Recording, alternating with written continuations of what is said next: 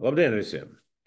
Šodien man tēma būs labs miegs. Mēs bieži vien attiecamies pavieši pret šo procesu, jo esam aizņemti ar savām problēmām un ikdienas steigā aizmirstam par miega nozīmi.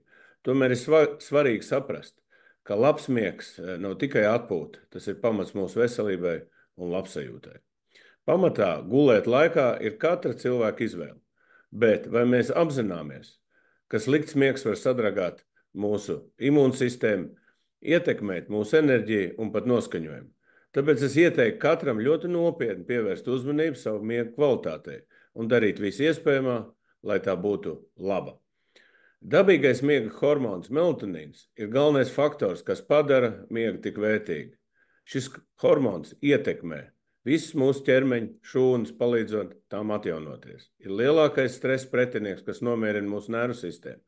Stiprina imūno sistēmu, palīdzot cīnīties ar slimībām, samazina vecuma procesu un palīdz uzturēt jauneklīgu ķermeni, kontrolēt mūsu ēšanas orgānu darbību, palīdzot izvairīties no liekā svara problēmām, normalizēt asinsspiedienu un palīdz uzturēt veselīgu sirdi. Bremzē onkoloģisko slimību attīstību un uztur harmoniju un citiem ķermeņa hormoniem.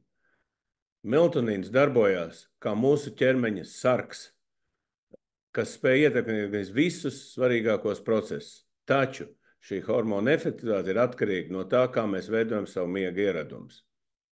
Bet ko mēs varam darīt, lai miegs būtu patiešām kvalitīvs? Šeit ir daži vienkārši un svarīgi soļi. Ejiet gulēt līdz 23:00. Izslēdziet visas gaismas naktī. Izvēlieties produktus, kas stimulē melatonīnu izdalīšanos. Piemēram, ķiršus, banānus vai rieksts. Pavadiet vismaz 1 stundu svaigā gaisā.